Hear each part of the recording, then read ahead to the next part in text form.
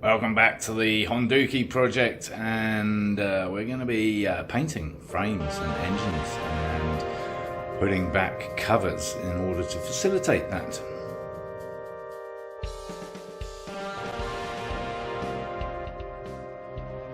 And as you can tell, that's going to involve a multitude of multicoloured plastic bags. Well, actually, I mean, they're individually coloured, but you know what I mean. So at this point, I haven't actually cleaned the motor down yet because I want to put the transmission cover and alternator cover back on. So we're going to do that first, I think, and then we're going to clean it all down, including the frame, degrease it all, and then we're going to try and paint it. But first of all, we need to sort out the these, and as you can see, I've started with my JB Weld. This stuff is still setting. Got the first lot a little bit gloopy. This one's a little bit firmer. Hopefully that'll set later today and I can put the final coat in, as it were. And then I'm going to sand all this down. So I'm going to get a flap wheel sander, which I'll show you what that looks like when it arrives. Meantime, my colander is painted and drying, hopefully. It's a bit cold today. It was 26 degrees. I don't know what that is in centigrade, but something like that last night. So winter is finally here. There's the semi-finished article in terms of it's blocked off the end of the tube. I just need to finish that with some sanding, and then I'll be ready to paint with the rest of the frame and the motor. Well, my variety of bottle brushes have indeed arrived, so I have no excuse now for not cleaning the engine, except that it's actually bloody cold outside and I don't really want to do it. Yes, it gets cold here in the desert, yes, especially at 4,500 feet, and I haven't put the covers back on yet, and I'm supposed to be cleaning that. Yes, that's returned in a sorrowful state from Derek, who's never going to see any of my bikes ever again. Well, this arrived today, but of course that's not what I bought it for, although it looks kind of cool actually. This is what I'm thinking, something not out of the ordinary, to use a mudguard for a fairing. I know, not exactly original, and a little bit higher. Probably something like that. Yeah, I quite like it. And yes, it's almost the right colour, but that's just the plastic. Anyway, I shall leave it there and ponder. Yes, ponder the Honda. And I recently posted some pictures of the Suzuki on some CafeRacer Facebook groups. Most people were very encouraging and very complimentary of the whole thing. And there were a few critiques, obviously. Though I hadn't got the lines quite straight on the seat to the tank. So I must pay attention to lines, obviously, not step outside them. But seriously, as I've said before, always interested in your comments on the videos especially, and always happy to listen to advice. Back on the Honda, and we're just putting in the pop rivet, as opposed to whatever. Yes, using my favourite device. So that's to mount the fuel tank at the back there. Still haven't worked out the fuel tank situation. Anyway, that's that done.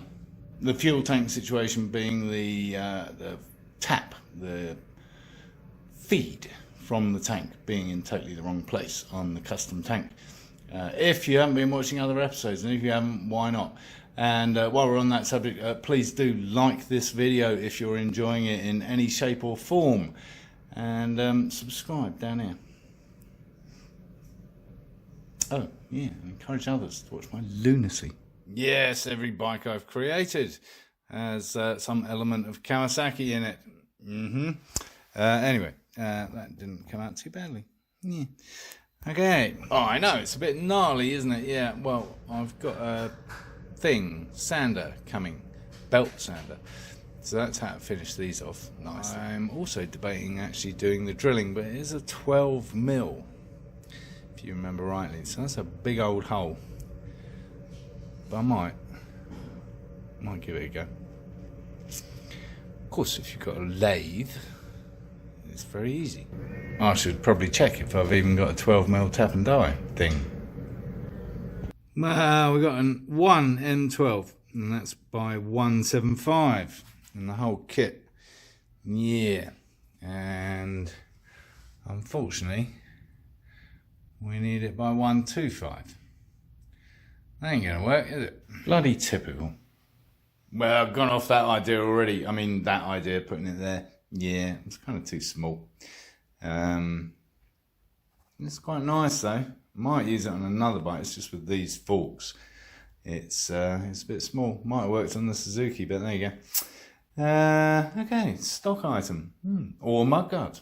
I mean, it's actually quite cool like that. That didn't last long, did it? I mean, the idea. No. Anyway, focus man.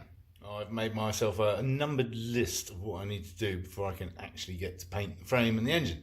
So, it doesn't have to be in that order. So I think I'm going to remove the coils actually, because that's another whole thing that I can potter around with new HT leads, etc. So let's have a look at that. What's that involve?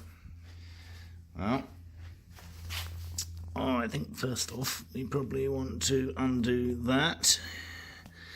That will disconnect some of it from the frame at least. And we probably need to number the leads and plugs, so that not because we're going to be using that, obviously that's horrible, but we are going to need to know which leads go where into the actual coils. They're a little bit worse for wear as well, aren't they? Maybe they could do with a little spruce up. Okay, so that's that freed up. There's another bolt at the other front end with a green wire, so I think we can be fairly confident that's an earth or a ground. Yep. So let's undo that. Okay, that's nice and loose now. So it's just a question of getting the wiring.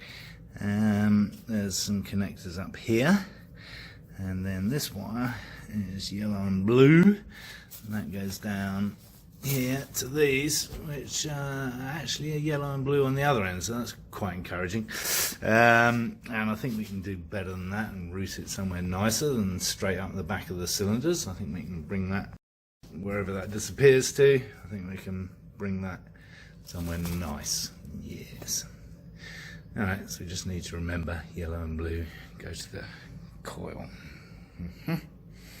Let's mark that up, shall we? There we go, and I remember now, they go down to the alternator thingy. No, the points. Yeah. Okay. Alternator's this side. Okay, so that's those three. Then we got this one. Yeah. Just the one. That seems to go to two places. Okay, so we need to work out where that is. Again, labelled up so we know what it is, black and white as well. That'll tie it into this one. Pretty sure that just leaves the plugs, so let's unplug them and number them as we do. Turns out somebody thoughtful already has, so that's lovely. And there we have it, removed. Lovely. So yeah, we got a nice big gap in there. That's lovely for painting stuff. I suppose we start dismantling this. Somehow we got to get in there and replace these leads, which I've never done before. So that could be interesting. Well, I'm not even sure you can, but having stripped off that horrible insulating tape, these don't look too bad, and obviously maybe I'm going to keep these. I have a cunning plan to make them look prettier and achieve the same result. Let's try something. Well, I was thinking of these lovely heat shrink things, but they don't fit over those, so that ain't gonna work. Okay. So one of the jobs on the list is to refit the covers, and we've already cleaned up the faces of those covers, all these little bits. Yeah, so we've got to do it here on the other face, and that involves a razor blade. Yeah. So if it all gets too much, I can slip my wrists. I mean, come on, how'd you get in there to that stuff? Really? That's, well, with a chopstick, obviously. Yeah, well, there's the major chunks, and actually everything came off quite nicely, so those surfaces are now fairly clean and re-baggaged prior to putting on the covers. Yeah. Meantime, we have a Wolfie inspection. Is everything good, Chaos? Yes. Apparently it is. Apparently we've done quite a good job. Almost forgot my vegetable rack. Yes, I put it in the boiler room to dry because I layered the paint on pretty thick and it's come out quite nicely. Anyway, I think that's going to work as a battery tray. I think we can do with that much protrusion at the top. Supposed to be painting the bloody engine. All right, get on with it. Well, it's Christmas Day. I know it's not Christmas Day when you're watching this, unless you're watching a repeat or what's better day to remove the carburetors. Yes, I've decided to do it properly. I've decided to put my big boy pants on and take off the carburetors because it's relatively easy. And normally that would involve undoing that. I'm going to try and do it without that because it's not connected to anything at the front end, so I can just pull it through and leave it in there. Let's see what happens. So we've taken the air filters off, obviously, and now it's just a question of releasing the boots. Yeah. And that involves one of these slightly wobbly extensions, which is perfect for just getting into little slightly off-center things. And all those hose clips came off nicely. I think they're a new fit, actually. They look in very good condition. So I think the carburetor was off in the previous build, in inverted commas. There we have it. Yeah, they just pulled off nicely. Choke and throttle cable intact. I shall put them away somewhere safe and probably clean them up while I've got them off. To some degree. Yeah, no, it's not my strongest subject, cleaning, so yeah, a little bit anyway. So I have to admit that is a much better idea to take those off. Now at this point you're probably wondering, why doesn't he just take the bloody engine out? And I just might. It would be the right thing to do, I know. But you know, I like to minimise my workload, if at all possible. Anyway, as I said, these all look fairly fresh and new, so that's encouraging. I should probably take them off and number them accordingly. So let's do that. They're loosened off, obviously, but it takes a little gentle persuasion with our friend the big screwdriver just to get them off. And actually, they're not in such good nick. They seem somewhat brittle, and as you can see, there's a little split there, some little splits there. Yeah. So I think maybe new boots is a good idea. So they're all blocked up nicely to allow or not allow random shit to get in there, and that gives me great access to everything I want to get to paint-wise. And indeed the starter motor. Yeah. So we can have another look at that while we got everything off. I know, I'm supposed to be painting stuff, right? Well, there it is. Whether it works or not, who knows? And yeah, so there's this one wire which was coming out down here. Same as this big chunky guy. Big chunky guy goes into the starter motor. There. Yeah, there. I'm guessing that's the juice, because it needs a lot of juice. What's this? I mean, it looks like an earth, right? Because it comes over here to that. But it doesn't seem to be connected to the starter motor at all. So we've got one massive lead which goes into a plastic bag. Yeah. No, it goes to the solenoid. Yes, duh. Yeah. So that probably goes to the solenoid.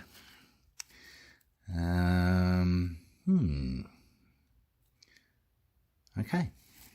All right. I'm going to put the cover back on because I think the next stage is to clean all this up with a bit of degreasant. I might just clean that up while I've got it open. Always one. So I'm actually really happy about having removed those carburetors, in case you hadn't noticed, and I'm also happy that that's all I'm going to do. I'm not going to take the motor out just for the sake of it. There's kind of no point. I can get to everything I want to paint very easily now. And at this point I'm wondering where to paint and where not to paint, because there's so many places you could stop. And yeah, I'm thinking like, so here would be an obvious place to stop painting black, although this needs a little bit of cleaning up. This is already done, obviously. You know, beautiful blue, sweet. So yeah, I could paint this black, but I think I want to stop here. And then if we carried that line on, it doesn't quite marry up with here. So we could stop here before this line. Well, in an attempt to clean up as much as possible out of the way of the engine block itself, in terms of cleaning it up pre-painting, I've removed the starter motor main power, which goes to the solenoid in there. And I suddenly realised I've got the entire electrical harness in a plastic bag, which was not the intention. However, it's so tempting to go for one of those M units right now. I just don't really want to spend the money. I should though, shouldn't I? Yes, we've gone mad. We're frothing at the mouth. And with the help of the Holy Trinity, we have a relatively clean engine. A before and after. Up here, for sure, thanks to my pipe cleaning brushes. That's kind of clean in there. There's still a way to go though. I need a cloth and a chopstick, I think. Yes, a cloth soaked in brake cleaner. Actually, that brake part cleaner is serious stuff. I'm still inhaling it. Yeah, it's pretty clean actually. Quite impressive. Need some more work up here, but those fins there, pretty clean. Yeah. Foaming it up. Everywhere.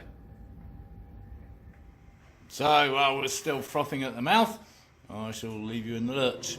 And we'll call it an end to this episode. Next time around will be the final shakedown or clean down.